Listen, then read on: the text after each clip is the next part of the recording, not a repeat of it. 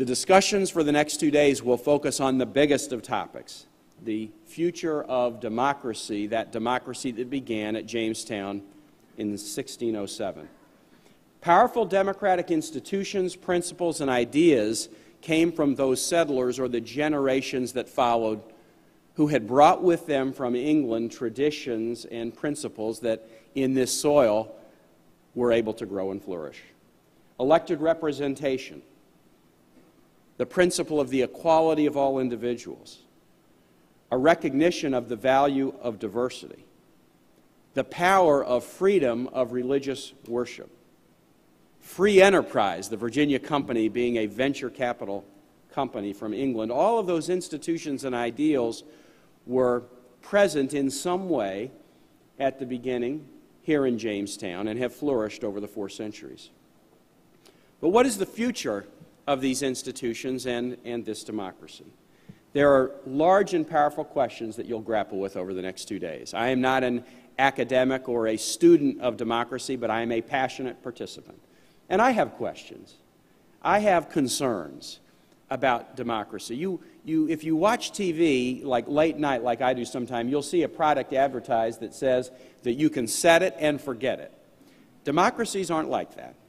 You can't set them and forget them. You have to wrestle with them, and stresses and challenges continually appear.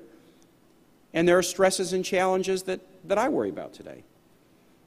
I wonder about a democracy where we've seen ever-declining participation in terms of people voting over the last generations. Senator Warner, when my father-in-law was elected governor in 1969, about 65% of the registered voters in Virginia turned out to vote in that election.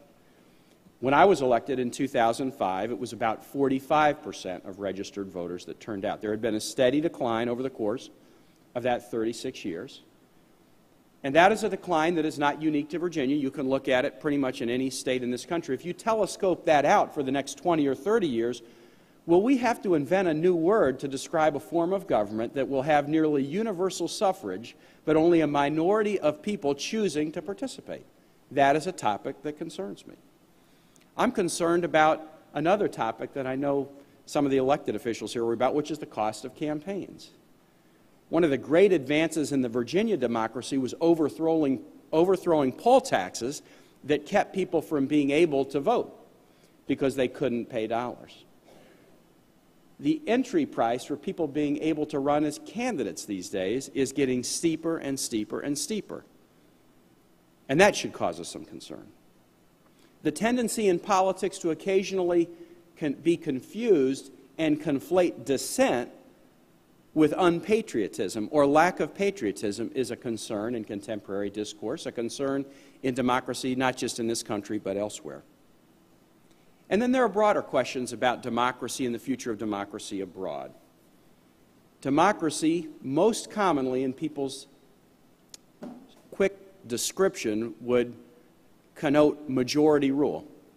But majority rule can be a very terrifying thing to religious or ethnic minorities or political minorities, and around the world as democracies grow, just as in this country, the protection of minority rights is very critical. Here's a question: can democracy be exported?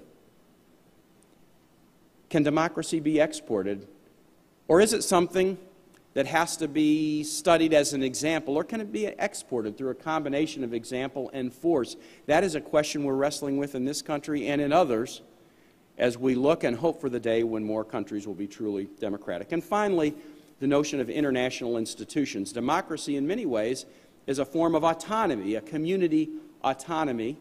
Do you give up that autonomy? Do you do something that isn't purely democracy when you enter into coalitions, large international institutions with other nations? No, democracy in its future cannot be set and then forgotten. There are ongoing questions and controversies that are very significant, and it will be these questions and others that will be the subject of the forum for the next few days.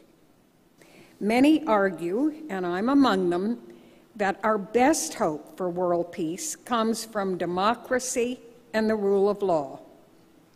To be sure, if the people in certain countries voted according to their preferences, they might choose to vote for ideals and extremes that run counter to some of our own values.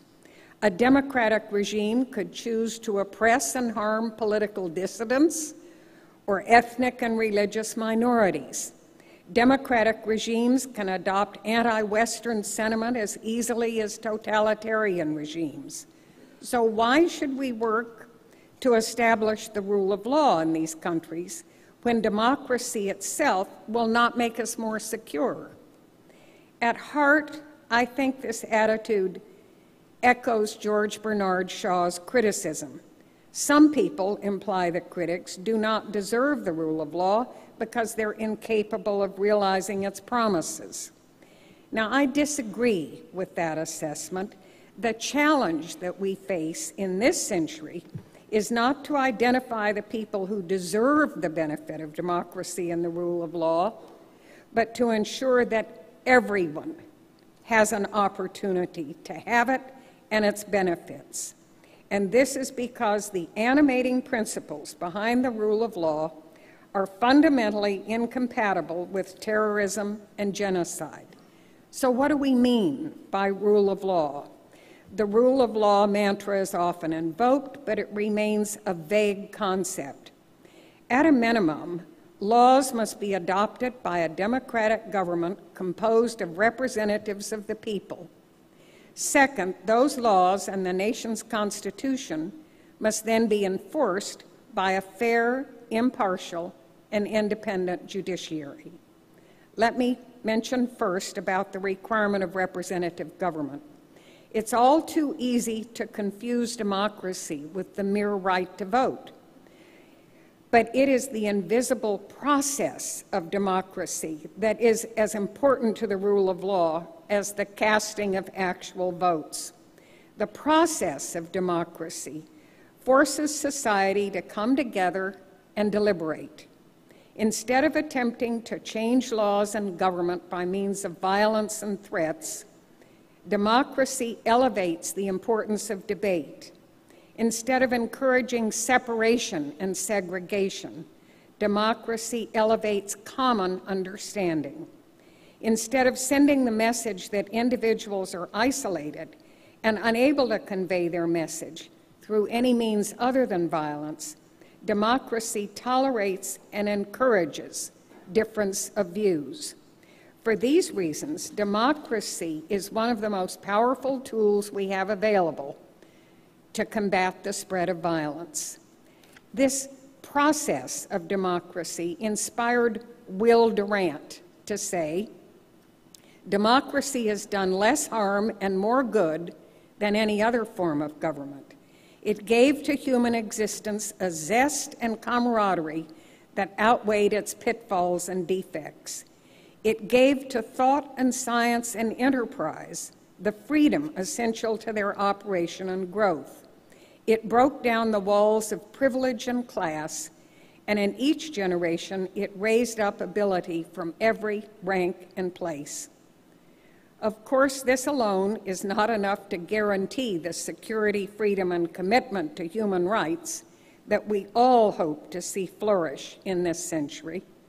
Democratic governments have been guilty of human rights abuses in the past, and I suspect they will be guilty in the future as well. My own country, this country's past, contains a variety of democratically enacted legislation, racial segregation, religious intolerance, and suppression of dissident viewpoints that today rightly brings shame.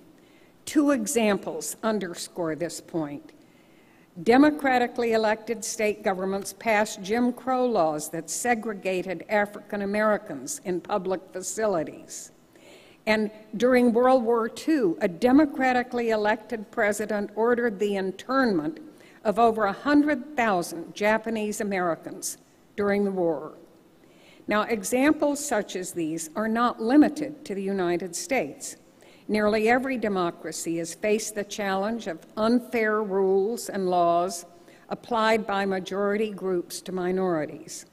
That's why the second component of the rule of law, a fair, impartial, and independent judiciary, is so important.